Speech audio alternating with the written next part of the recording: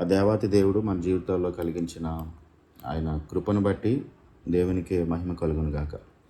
మనము నిర్గమకాండంలో ఉన్నటువంటి 10 ఆజ్ఞలను మనం ధ్యానం చేస్తూ ఉన్నాము. 2 ఆజ్ఞలు మనం ఇంతవరకు కంప్లీట్ చేసుకోవటం జరిగింది.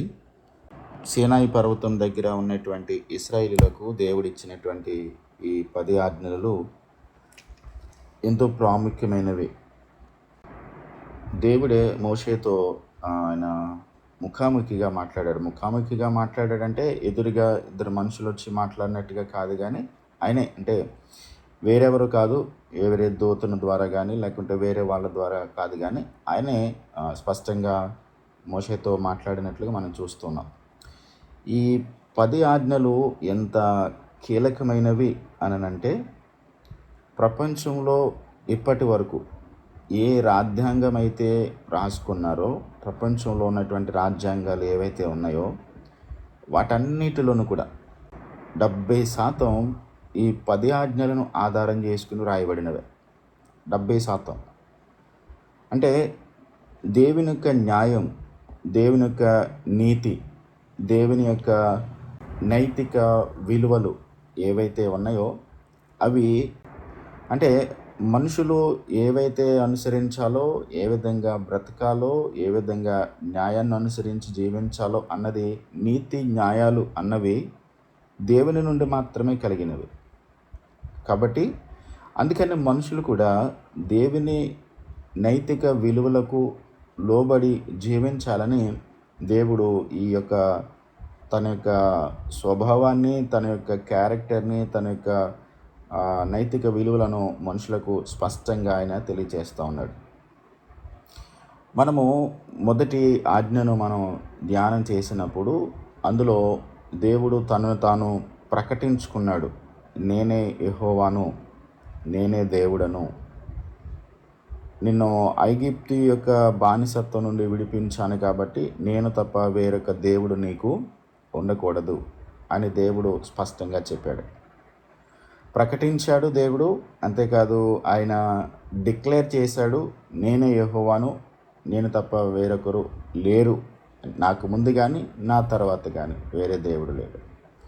ఆ తర్వాత ఆయన డిక్లేర్ చేయడం మాత్రమే కాదు, కానీ తను తాను డిమాండ్ చేశాడు మనలను, అంటే నీకు ఉండకూడదు.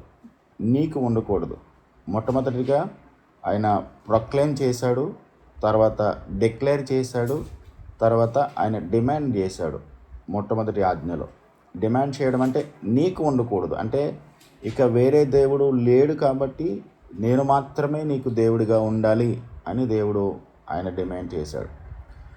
రెండవ ఆజ్ఞను మనం ధ్యానం చేసేటప్పుడు, రెండవ ఆజ్ఞలో దేవుణ్ణి ఆరాధించేటప్పుడు, దేవునిని కొలిచేటప్పుడు ఒక ప్రత్యేకమైన రూల్ పెట్టాడు ఆయన.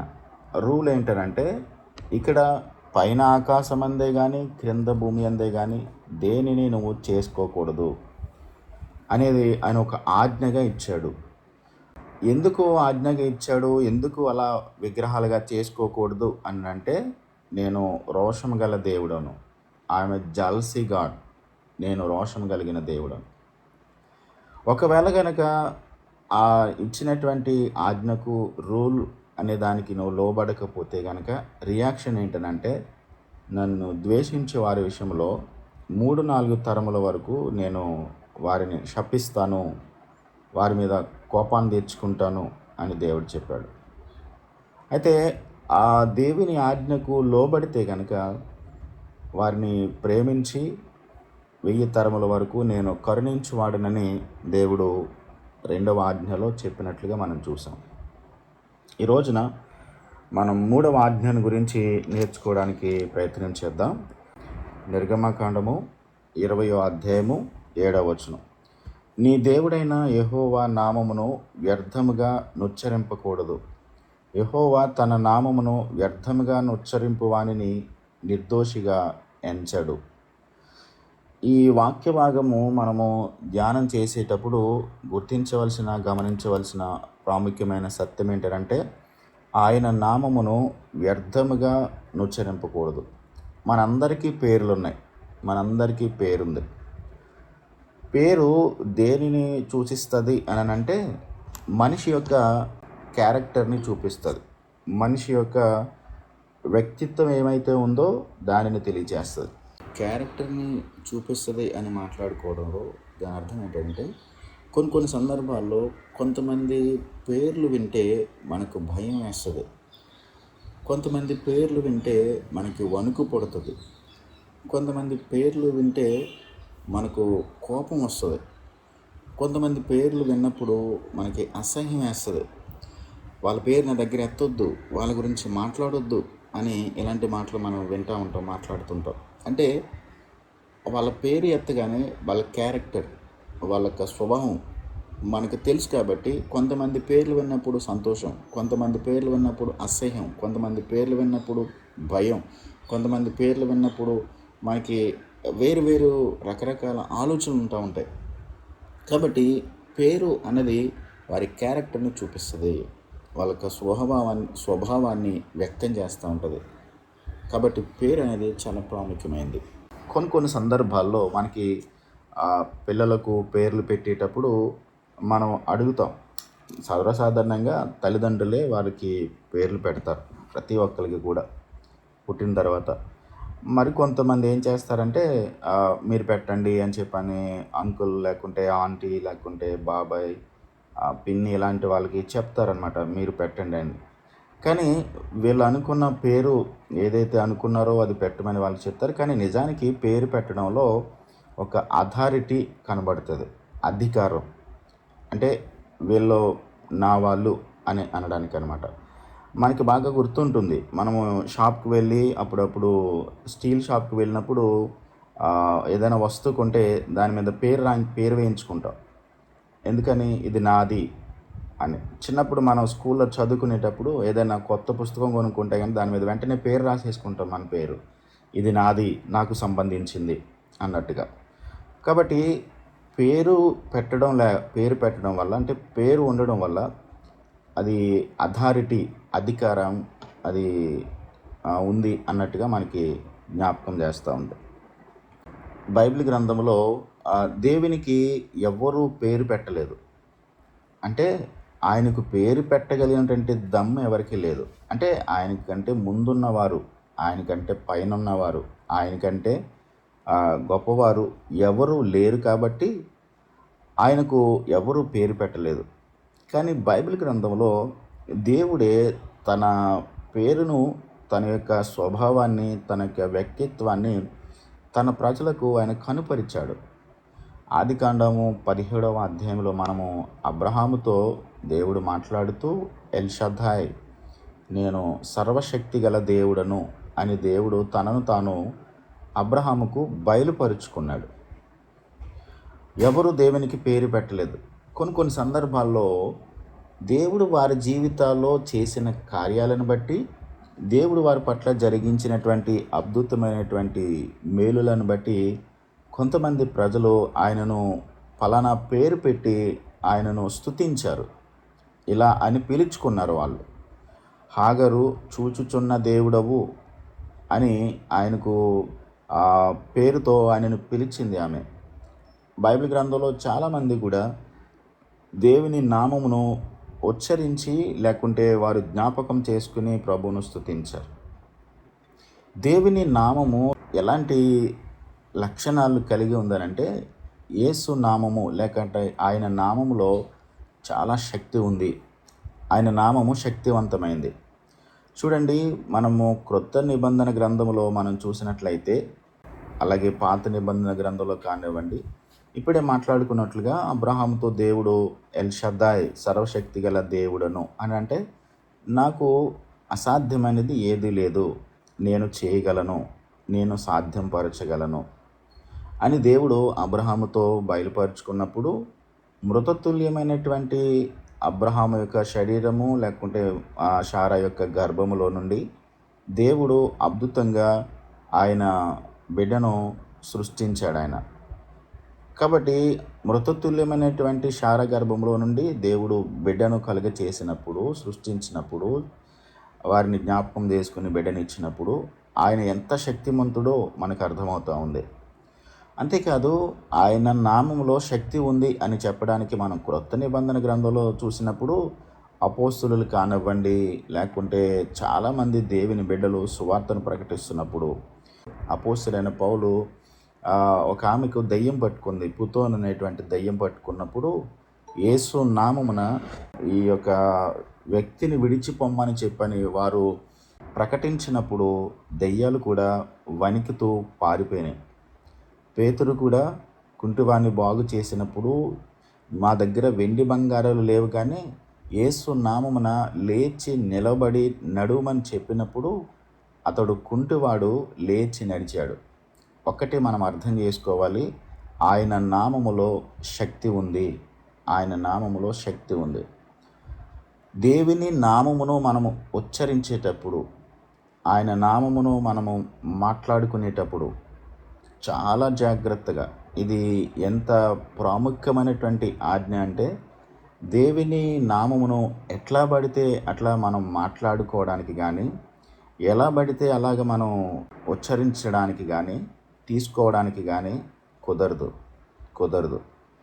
దేవుడు ఏమన్నాడో తెలుసండి ఇక్కడ, నా నామమును వ్యర్థముగా ఉచ్చరించు వానిని నేను నిర్దోషిగా ఎంచను అని అన్నాడు. ఇక్కడ అంటే దేవుడు దోషిగా ఎంచుతానంటున్నాడు. నేను నిర్దోషిగా ఎంచనంటే నేను వారు తప్పు చేశారు అని చెప్పని నేను వారి మీద కోప్పడతాను. నేను ఒప్పుకోను. నేను వారిని శిక్షిస్తాను. వారిని నేను ఖచ్చితంగా వారి పట్ల యాక్షన్ తీసుకుంటాను అని చెప్పని దేవుడు చెప్తా ఉన్నాడు. అంటే దేవుని నామమును శక్తివంతమైన నామము. దేవుని నామము ఎంతో అది ప్రభావం కలిగినటువంటి నామం. రెండవది ఏంటంటే దేవుని నామము భద్రతనిచ్చే నామం. భద్రతనిస్తుంది మనకి. ఆయన నామంలో మనకి సెక్యూరిటీ ఉంది. ఆయన నామం మనల్ని భద్రపరుస్తుంది. ఎలాగనంటే చూడండి, అపోస్తల కార్యాల గ్రంథం 4వ అధ్యాయము 12వ వచనంలో ఈ నామముననే మనము రక్షణ పొందవలను, భూమి క్రింద ఇవ్వబడినటువంటి ఏ నామమున కూడా రక్షణ కలుగదు.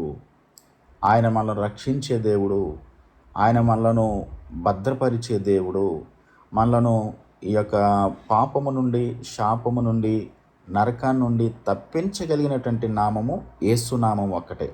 ఇక ఆయన నామమునకు మించిన నామం ఇంకేమీ లేదు. చూడండి, మనము ఫిలిప్పీయులకు రాసిన పత్రిక 2వ అధ్యాయము 10-11 వచనాల్లో చదువుకున్నట్లయితే, ప్రతి మోకాలు యేసు నామమున వంగునట్లు, ప్రతి నాలుక యేసుక్రీస్తు ప్రభువని ఒప్పుకొనున్నట్లుగా అన్ని నామముల కంటే పైనామమును, దేవుని నామమును, యేసయ్య నామమును హెచ్చించడానికి గల కారణం ఏంటంటే ఆయన నామము రక్షించే నామము. ఆయన నామము మనను భద్రపరిచే నామం. మొట్టమొదటిది, ఆయన నామములో శక్తి ఉంది. ఆయన నామములో మనకు సెక్యూరిటీ ఉంది, భద్రత ఉంది. దేవుని నామములో మనకు ప్రొవిజన్ అంటే ఆశీర్వాదం ఉంది. ప్రభు అన్నాడు మనకి యోహాను సువార్త 14వ అధ్యాయం 14వ వచనములో, మీరు నా నామమున ఏది అడిగినా నేను చేస్తాను, నేను జరిగిస్తాను, నేను ఇస్తాను అని చెప్పాడు. అంటే ఆయన నామమున మనము ఏది అడిగినా సరే దేవుడు ఇస్తాడు. అంటే దాని అర్థం ఏంటనంటే ఆయన నామములో ఆశీర్వాదం ఉంది. ఆయన నామములో ఆశీర్వాదం ఉంది. అంతేకాదు ఆయన నామములో అధికారం మాత్రమే కాదు, ఆయన నామములో మనకు భద్రత, సెక్యూరిటీ మాత్రమే కాదు, ఆయన నామంలో మనకి ఆశీర్వాదం మాత్రమే కాదు, ఆయన నామంలో మనకి స్తుతి ఉంది. ఆయనను ఆరాధించడానికి ఒక ప్రత్యేకమైనటువంటి స్థానాన్ని ఆయన కలిగి ఉన్నాడు.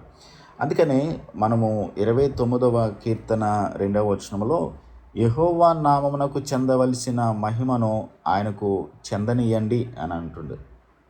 అంటే యెహోవాను స్తుతించండి, ఆయన నామమును ఘనపరచండి, ఆయన నామమును స్తుతించండి, ఆయన నామమును హెచ్చించండి అని చాలా సందర్భాల్లో కీర్తన గ్రంథంలో 150వ కీర్తనలో ఆయన నామమును స్తుతించండి, ఆయన నామమును ఆరాధించండి అని మనం చదువుకుంటూ ఉంటాం. కాబట్టి ఆయన నామములో స్తుతి ఉంది, ఆయన నామములో ఆరాధన ఉంది. 4 విషయాలు మనం నేర్చుకుంటున్నాం. యెహోవా నామములో శక్తి ఉంది, ఆయన నామములో మనకు భద్రత, సెక్యూరిటీ ఉంది, ఆయన నామములో మనకు ఆశీర్వాదం ఉంది, ఆయన నామములో స్తుతి ఉంది. ఇంత శక్తివంతమైన దేవుని నామమును మనము ఒకవేళ వ్యర్థముగా ఉచ్చరిస్తే, వ్యర్థముగా వాడుకుంటే అది దేవుడు ఏమాత్రం సహించడండి, ఏమాత్రం సహించడు. వివరాల్లోనికి వెళ్దాం. దేవుని నామమును వ్యర్థంగా ఉచ్చరించటం అంటే దాని అర్థం ఏంటంటే, ఇప్పుడు ప్రపంచంలో బిజినెస్లో 2 పద్ధతులు ఉంటాయి. ఒకటి ఎథికల్ వే, రెండవది నాన్ ఎథికల్ వే. ఎథికల్ వే అంటే నైతిక విలువలతో కూడినటువంటిది, రెండవది నైతికత లేనిది. ఇప్పుడు మార్కెట్లో కనుక మనం చూసినట్లయితే ఎథికల్ వే అంటే, ఇప్పుడు ఒక ప్రోడక్ట్ కనుక ఉందనుకోండి, ఏదైనా ఒక వస్తువు, ఏదైనా ఒక ప్రోడక్ట్ కంపెనీ తయారు చేసిందనుకోండి, దానిని తయారు చేసినటువంటి కంపెనీ ఏం చేస్తుందంటే ఆ వస్తువును లేకుంటే ప్రోడక్ట్ను ప్రమోట్ చేయడానికి ఒక ప్రఖ్యాతిగాంచినటువంటి ఒక వ్యక్తి చేతిలో పెడుతుంది. క్రికెట్ ప్లేయర్స్ కానివ్వండి, లేకుంటే ఒక హీరో కానివ్వండి, లేకుంటే బాగా ఒక పేరు ప్రఖ్యాతి కాంచినటువంటి ఒక వ్యక్తి చేతిలో మనం చూస్తాం కదా, ఈ వస్తువు వాడండి, ఈ వస్తువు చాలా బాగుంటుంది, ఈ వస్తువు చాలా విలువైంది, ఈ వస్తువు చాలా కాలం మన్నుతుంది అని చెప్పని అడ్వర్టైజ్మెంట్లు చూస్తాం కదా. అడ్వర్టైజ్మెంట్ చేసేటప్పుడు కంపెనీ ఏం చేస్తుందంటే, ప్రోడక్ట్ తయారు చేసిన తర్వాత ఆ కంపెనీ ఆ ప్రోడక్ట్ని ప్రమోట్ చేయడానికి ఒక పేరు గాంచినటువంటి వ్యక్తి చేతిలో పెట్టి, లేకుంటే ఒక హీరోయిన్, లేకుంటే ఒక హీరో, లేకుంటే ఒక క్రికెట్ ప్లేయరో, లేకుంటే ఎవరో ఒకరి చేతిలో పెట్టి, ఇదిగో పలానా వ్యక్తి, ఇంత పేరు కలిగినటువంటి వ్యక్తి ఈ వస్తువు వాడుతున్నాడు, లేకుంటే ఈ ప్రోడక్ట్ వాడుతున్నాడు కాబట్టి మనం కొనుక్కోవచ్చు అన్నట్లుగా అందులో మంచి ఉంది, ఆ ప్రోడక్టు క్వాలిటీ కలిగిందే, దానిని ప్రమోట్ చేయడానికి వాడతారు. అది ఎథికల్ వే అంటారు దాన్ని. అది మొట్టమొదటి పద్ధతి. రెండవది నాన్ ఎథికల్ వే అంటే దాని అర్థం ఏంటంటే, ప్రోడక్ట్లో క్వాలిటీ లేదు, ఆ ప్రోడక్ట్లో స్వచ్ఛత లేదు, ఆ ప్రోడక్ట్ అంత మంచిది కాదు, కానీ దాని మీద కవర్ చేసి, దాని మీద కప్పిపుచ్చి ఆ ప్రోడక్ట్ని ఒక విలువ కలిగినటువంటి వ్యక్తి చేతిలో పెట్టి, ఇదిగో పలానా విలువ కలిగినటువంటి వ్యక్తి, ఎంత పేరు గడించినటువంటి వ్యక్తి, ఎంతో గొప్ప వ్యక్తి ఈ ప్రోడక్ట్ వాడుతున్నాడు కాబట్టి మీరు కూడా వాడండి అని చెప్పని, ఇది నాన్ ఎథికల్ వేలో కొంతమంది ఏం చేస్తారంటే ఈ ప్రోడక్ట్ని మార్కెట్లోకి తీసుకొస్తారు. అంటే వాళ్ళు ఏం చేస్తారంటే, వాళ్ళ కంపెనీ యొక్క పేరును, ప్రోడక్ట్ను ప్రమోట్ చేసుకోవడానికి అందులో స్వచ్ఛత లేదు, అందులో క్వాలిటీ లేదు, కానీ ఈ గొప్ప వ్యక్తి వాడాడు కాబట్టి మనం కూడా వాడవచ్చు అని ప్రజలను నమ్మించడానికి చేసేటువంటి పని నాన్ ఎథికల్ వే అని అంటారు.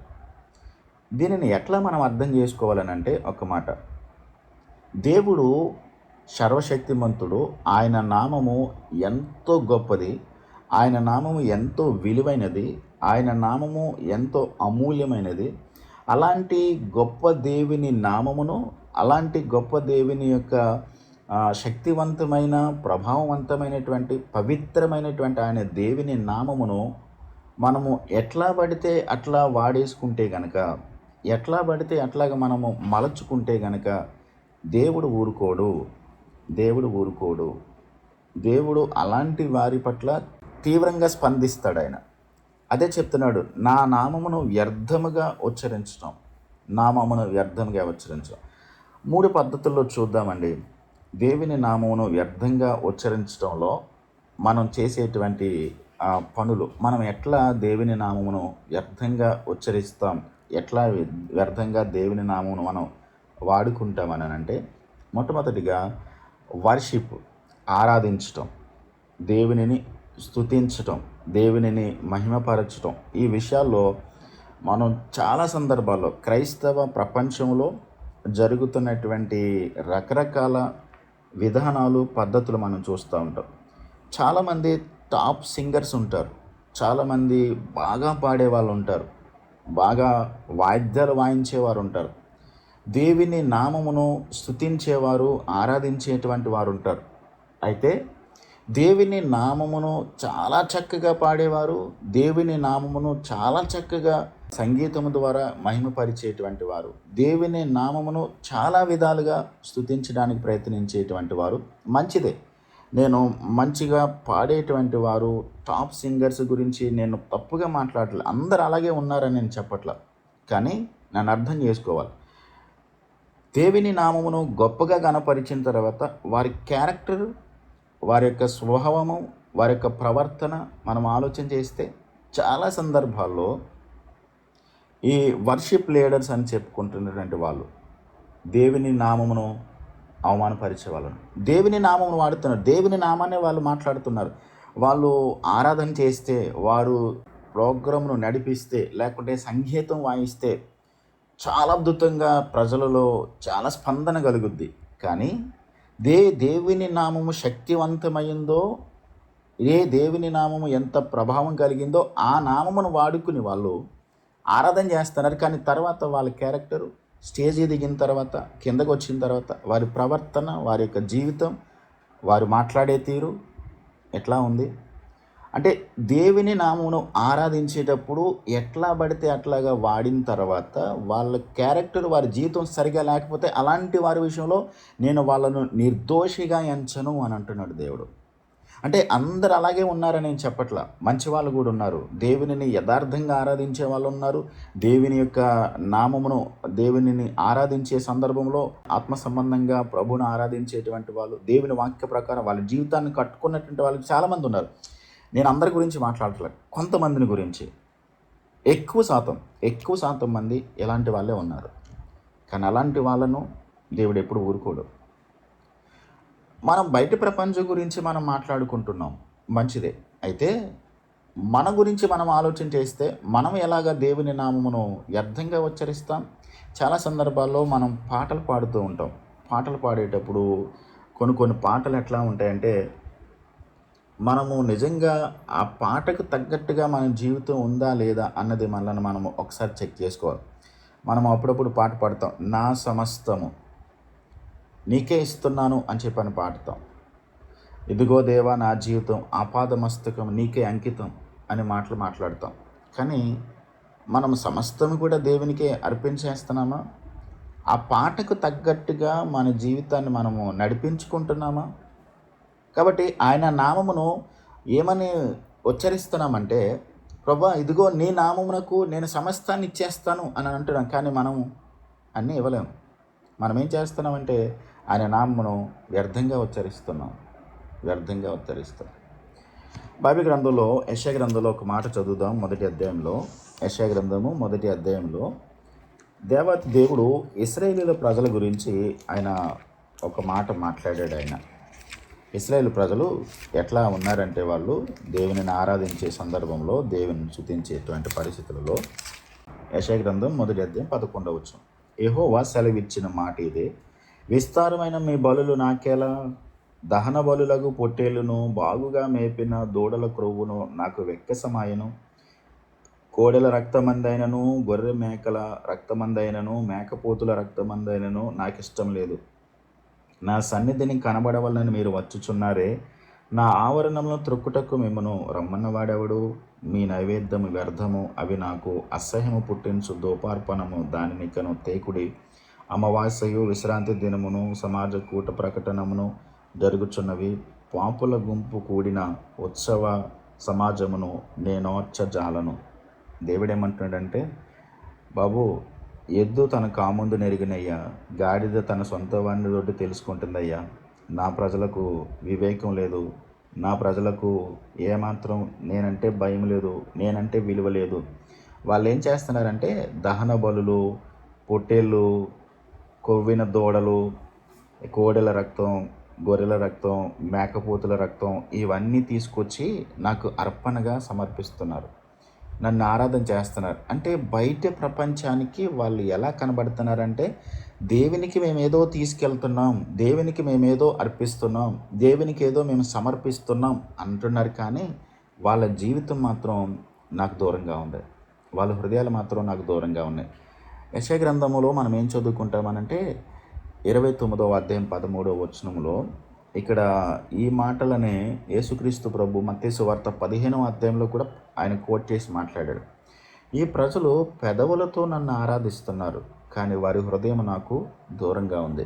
క్రైస్తవ ప్రపంచంలో ఉన్నటువంటి చాలామంది దేవుని బిడ్డలని చెప్పుకుంటూ, ఆయన నామమును వాడుకుని, ఆయన నామమును ఉపయోగించుకుని, దేవుని నామమునకు మేము ఆరాధన చేస్తున్నాం, దేవుని సన్నిధికి మేము వెళ్తున్నాం, దేవుని నామములో మేము ఇది చేస్తున్నాం, అది చేస్తున్నామని చెప్పుకుంటూ కూడా దానికి తగ్గట్టుగా మన జీవితాలు లేకపోతే దేవుడు వారిని నిర్దోషిగా ఎంచడు అని వాక్యంలో మనం చూస్తున్నాం. నిర్దోషిగా ఎంచడు.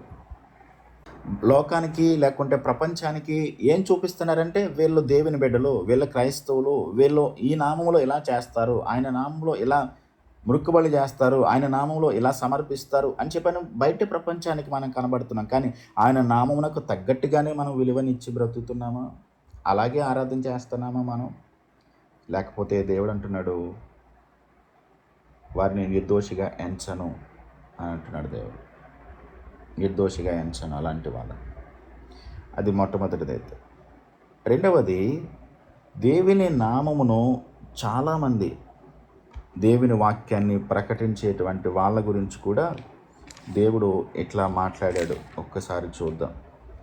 యెహెజ్కేలు గ్రంథము 13వ అధ్యాయంలో, యెహెజ్కేలు గ్రంథము 13వ అధ్యాయం 5వ వచనం నుండి చదువుతున్నాను. యెహోవా దినమున ఇశ్రాయేలీలు యుద్ధమందు స్థిరముగా నిలిచినట్లు మీరు గోడలలో ఉన్న బేటల దగ్గర నిలువరు, ప్రాకారమును దిట్టపరచారు. 6వ వచనం ప్రాముఖ్యంగా యెహెజ్కేలు గ్రంథం 13వ అధ్యాయం 6వ వచనాన్ని చదువుతున్నాను. వారు వ్యర్థమైన దర్శనములు చూచి, అబద్ధపు సోదె చూచి, యెహోవా తమ్మును పంపకపోయినను తాము చెప్పిన మాట స్థిరమని నమ్మునట్లు ఇది యెహోవా వాక్కు అని చెప్పుదురు. నేను సెలవీయకపోయినను ఇది యెహోవా వాక్కు అని మీరు చెప్పిన ఎడల మీరు కనినది వ్యర్థమైన దర్శనం గదా, మీరు నమ్మదగని సోదగాండ్రైతిరి గదా. కావున ప్రభువైన యెహోవా ఇలాగూ సెలవిచ్చుచున్నాడు, మీరు వ్యర్థమైన మాటలు పలుకుచు నిరర్థకమైన దర్శనములు కనుచున్నారు గనుక నేను మీకు విరోధిని. ఇదే ప్రభువగు యెహోవా వాక్కు. దేవుడు ఏమంటున్నాడు తెలుసా అండి? చాలామంది దైవ సేవకులు, చాలామంది దేవుని వాక్యం చెప్పేటువంటి వారు, దేవుడు నాతో మాట్లాడాడు, వాళ్ళతో మాట్లాడాడు దేవుడు నాతో దర్శనమిచ్చాడు, దేవుడు వారికి దర్శనం ఇవ్వడు. కానీ వాళ్ళు ఏం చేస్తున్నా తెలుసా? దేవుడే చెప్పాడు, దేవుడే మాట్లాడాడు, దేవుడు ఎలా చెప్పమన్నాడు, దేవుడు ఎలా మాట్లాడాడు నాతో. దేవుడు మాట్లాడవలసిందంతా కూడా దేవుడు తన వాక్యం ద్వారా మనతో మాట్లాడి గ్రంథస్థం చేసి ఇచ్చాడు దేవుడు. ఇది చదివితే దేవుడు తన పరిశుద్ధాత్మ ద్వారా మన హృదయాలతో మాట్లాడతాడు ఆయన. చాలామంది ఉపయోగించేటువంటి నేటి బోధకులు ఎట్లా ఉన్నారంటే, దేవుడు మాట్లాడాడు, దేవుడు నాకు ఇది చెప్పాడు, దేవుడు నాకు ఇలా చేయమన్నాడు. దేవుని నామాన్ని వాడుకొని దేవుని నామమును వ్యర్థముగా ఉపయోగిస్తూ లోకంలో తిరుగుతూ ఉంటాం, బయటికి వెళ్తూ ఉంటాం, ఎంతోమందిని కలుస్తూ ఉంటాం, ఎంతోమంది సేవకులు మీకు ఎదురై ఉంటారు, ఎంతోమంది దైవజనులు మీరు చూసే ఉంటారు. వాళ్ళు వాడేటువంటి పదాలు, వారు ఉపయోగించేటువంటి విధానాలు ఎట్లా ఉంటుందనంటే దేవుని నామమును వాడుకుని. చూడండి, మత్తయి సువార్త 7వ అధ్యాయం 21-22 వచనాల్లో ప్రభువే స్పష్టంగా మాట్లాడాడు. ప్రభువా ప్రభువా అను పిలుచువాడు ప్రతి ఒక్కడు దేవుని రాజ్యమునకు వారసుడు కానేరడు. నా తండ్రి చిత్త ప్రకారం చేసేవాడే పరలోక రాజ్యానికి వస్తాడు. ఆ దినమున, ఆ తీర్పు దినాన్న చాలామంది ఆయన నామమును అద్భుతాలు చేసిన వాళ్ళు ఆయన నామమునే వాడుకున్నారు, ఆయన నామమునే ఉపయోగించారు, ఆయన నామమునే అద్భుతాలు సూచక్రియలు చేశారు. దేవుడు ఆ రోజైనా అనబోయే మాట ఏంటో తెలుసా అండి? అక్రమం చేయరు వాళ్ళరా, మీరెవరో నాకు తెలియదు, నా దగ్గర నుండి పొండి అని అంటున్నాడు. అంటే ఆయన నామమును ఉపయోగించుకొని, ఆయన నామమున అద్భుతాలు చేసి, ఆయన నామమున ప్రకటన చేసి, ఆయన నామమున చాలా చాలా కార్యాలు చేసినటువంటి వారు ఆయన నామమును ఏం చేశారో తెలుసా? వ్యర్థంగా వాడుకున్నారు. దేవుని నామాన్ని వాడేసుకున్నారు. వాళ్ళు దేవుని నామాన్ని వాళ్ళు ఇష్టానుసారంగా ఉపయోగించేసుకున్నారు. ఎట్లా పడితే అట్లాగా దేవుని నామాన్ని వాడుకోవడానికి కుదరదండి. చాలామంది ఏం చేస్తారు తెలుసని? క్రైస్తవులే దేవుని నామాన్ని ఒట్టు పెట్టుకుంటారు. దేవుని తోడండి, దేవుని తోడండి, దేవుని సాక్షిగా చెప్తున్నానండి, నేను ఆ పని చేయలేదు, నేను అది తీయలేదు, ఆ వస్తువు నేను ముట్టుకోలేదు అని దేవుని నామాన్ని వాడేసుకుంటారు వాళ్ళు. ఏమండి, దేవుని నామం శక్తివంతమైందండి, ఎట్లా పడితే అట్లా వాడేయకూడదండి. దేవుడు చాలా సీరియస్గా చెప్తున్నాడు, నా నామమును వ్యర్థముగా ఉచ్చరించే వానిని నేను నిర్దోషిగా ఎంచను, వాళ్ళని దోషిగా ఎంచుతాను. నేను చాలా కోపంగా ఉన్నాను, చాలా తీవ్రంగా ఉన్నానని చెప్పని దేవుడు మాట్లాడుతూ ఉన్నాడు. ఆయన నామం శక్తివంతమైంది. ఆయనను ఆరాధించే సమయంలో, ఆయనను స్తుతించే సందర్భాల్లో, ఆయనను మహిమపరిచే సందర్భాల్లో ఎలా వాడుతున్నాం ఆయన నామాన్ని? ఆయన నామమును మనము వాడేటప్పుడు, ఉపయోగించేటప్పుడు ఆయన నామమునకు తగినటువంటి మహిమనే మనం చెల్లిస్తున్నామా? ఒక్కసారి మనకు మనమే ప్రశ్నించుకోవాలి. ఇంతకాలం కూడా దేవుని వాక్యానికి, దేవుని యొక్క పద్ధతులకు, దేవుని చిత్తానికి తగ్గట్టుగా జీవించకుండగా ఆయన నామమును మనం వాడుకొని మేము దేవునిని ఆరాధిస్తున్నాం, మేము దేవుని బిడ్డలము, మేము దేవుని ప్రజలము అని చెప్పుకుంటూ కూడా ఆ దేవుని నామమునకు తగ్గట్టుగా మనం జీవించకపోతే ప్రభువేమన్నాడు తెలుసండి? మిమ్మల్ని బట్టే కదా నా నామము, అదే మాట్లాడుతున్నాడు ఆయన, నా నామము అన్యజనుల మధ్య దూషణ పాలవుతుంది, దూషించబడుతుంది. నా నామము అంటే నా నామమునకు తగ్గట్టుగా మీరు బ్రతకకపోతే, నా నామమునకు తగ్గట్టుగా మీరు జీవించకపోతే, నా నామమునకు చెందవలసిన మహిమను మీ జీవితాల ద్వారా రాకపోతే కనుక మీరేం చేస్తున్నారంటే నా నామమును వ్యర్థంగా వాడుతున్నారు, నా నామమును వ్యర్థంగా మీరు వినియోగిస్తున్నారు. నా నామం పవిత్రమైంది, నా నామం ఎంతో విలువైంది, కాబట్టి నా నామమును మీరు అపవిత్రం చేస్తున్నారు అంటున్నాడు దేవుడు. నా నామమును అపవిత్రం చేస్తున్నారు. కాబట్టి యెహోవా నామమును వ్యర్థముగా వాడుకోవడం, ఆయన మనకు ఎట్లా పడితే అట్లాగా చూడండి, చాలా సందర్భాల్లో దేవుని నామాన్ని తీసుకొచ్చేస్తూ ఉంటారు. కొన్ని సందర్భాల్లో చూడండి, మనకి పాత నిబంధన గ్రంథంలో యాకోబు మనకు కనబడతాడు. ఆశీర్వాదం తెచ్చుకోవడం కోసం తండ్రి అడుగుతాడు, బాబు నీకు ఇంత తొందరగా నీకు ఇది ఎట్లా దొరికింది అని అంటే, యెహోవాయే నాకు ఈ యొక్క జంతువును నా ముందుకు తీసుకొచ్చాడు అని చెప్పని ఇస్సాకుతో యాకోబు చెప్తాడు. జ్యేష్ఠత్వానికి రావాల్సినటువంటి ఆశీర్వాదాలు తెచ్చుకునే వర్షంలో మనం ఏదో సాధించడానికి, లేకుంటే ఏదో మనకి కలగాలని, ఏదో లాభం కలగడం కొరకు దేవుని నామాన్ని వాడేసుకోవడం. ఈరోజు ప్రపంచంలో చాలామంది ఇట్లాగే చేస్తున్నారు. ఈ మూడవ ఆజ్ఞ ఉంది చూసారా, చాలా చాలా తీవ్రమైంది. నా నామమును వ్యర్థంగా ఉచ్చరించడం. మీరు మీ సమాజంలో మీరు బయటకు వెళ్తూ ఉంటారు, చాలామంది వ్యక్తులను కలుస్తూ ఉంటారు, మీరు చూస్తూ ఉంటారు ఎంత వ్యర్థంగా వాడేసుకుంటారు దేవుని నామాన్ని. ఆయన నామాన్ని అడ్డు పెట్టుకుని, దేవుని నామాన్ని అడ్డు పెట్టుకుని మోసాలు చేయడం, దేవుని నామాన్ని అడ్డు పెట్టుకుని అబద్ధాలు చెప్పడం, దేవుని నామాన్ని అడ్డు పెట్టుకుని అపవిత్రమైన పనులు చేయడం, దేవుని నామం ముసుగులో ఎన్ని భయంకరమైన పనులు జరిగిపోతున్నాయి, దేవుని నామం ముసుగులో ఎన్ని అపవిత్రమైన కార్యాలు జరిగిపోతూ ఉన్నాయి. దేవుడు అలాంటి వాళ్ళను చూసి చూడనట్లుగా వెళ్ళిపోతాడు అనుకుంటారా? లేదండి. ఆయన రోషం కలిగిన వాడు. నా నామమును వ్యర్థంగా ఎవరైతే వాడుతున్నారో, నా నామమును ఎవరైతే వ్యర్థంగా వినియోగిస్తున్నారో వారిని ఎవరిని కూడా నేను విడిచిపెట్టను, వాళ్ళని నిర్దోషిగా ఎంచను అని దేవుడు చెప్తా ఉన్నాడు. కాబట్టి మనమే చెక్ చేసుకుందాం. ఒకవేళ ఎక్కడైనా దేవుని నామమును వ్యర్థంగా వాడుతున్నామేమో, ఎక్కడైనా దేవుని నామమునకు రావాల్సినటువంటి మహిమను చెందనీకోకుండా ఎలా పడితే అలా వాడేసుకోవడం, ఎట్లా పడితే ఆయన నామమును మనం వినియోగించడం, ఎట్లా పడితే ఆయన నామం పర్వాలేదు కదా, ఆయన ఏమీ అంతగా పట్టించుకోడు కదా, ఏం చేయడు కదా అని చెప్పని కనుక మనం ఎట్లా పడితే అట్లా వాడేసుకుంటే కనుక దేవుడు ఊరుకోడండి. ప్రతి క్షణం కూడా, ప్రతి మూమెంట్లో కూడా, ఈవెన్ ఆయన నామమునకు వ్యతిరేకంగా మనం ఆలోచించినా, ఆయన నామమునకు వ్యతిరేకంగా మాట్లాడినా, ప్రవర్తించినా, ఆయన నామమునకు అపకీర్తి తెచ్చే విధంగా, అపవిత్రపరిచే విధంగా మన ప్రవర్తన, మన జీవితం ఉంటే కనుక దేవుడు ఊరుకోడు. ఆయన నామమునకు చెందవలసిన మహిమను మనం చెందనిస్తే, ఆయన నామమునకు తగ్గట్టుగా మనం బ్రతికితే, మన జీవితాల ద్వారా ఆయన నామమునకు మహిమ కలుగుతూ ఉంటుంటే దేవుడు సంతోషిస్తాడండి, దేవుడు ఆనందిస్తాడు. దేవుడు అలాంటి వారిని తప్పకుండా దీవిస్తాడు. మనం నేర్చుకున్నాం కదా, ఆయన నామము శక్తివంతమైంది, ఆయన నామము మనకు భద్రతనిస్తుంది, ఆయన నామము మనలను ఆశీర్వదిస్తుంది, ఆయన నామము మనము స్తుతించడానికి ఉన్నతమైన నామం కలిగిన దేవుడైన. కాబట్టి ఈ మూడవ ఆజ్ఞ, యెహోవా నామమును వ్యర్థముగా ఉచ్చరించు వానిని ఆయన ఎన్నడూ కూడా నిర్దోషిగా ఎంచడు. ఆయన నామముని చాలా జాగ్రత్తగా వాడాలి. ఆయన నామమును మనం చాలా జాగ్రత్తగా తీసుకోవాలి. కాబట్టి ఎట్లా పడితే అట్లాగా ఆయన నామమును వాడుకోకుండా, ఆయన నామం చెప్పుకుంటూ, ఆయన బిడ్డలమని చెప్పుకుంటూ ఆయనకి తగ్గట్టుగా బ్రతకకపోతే దేవుడు అలాంటి వారి పట్ల చాలా సీరియస్గా ఉంటాడు.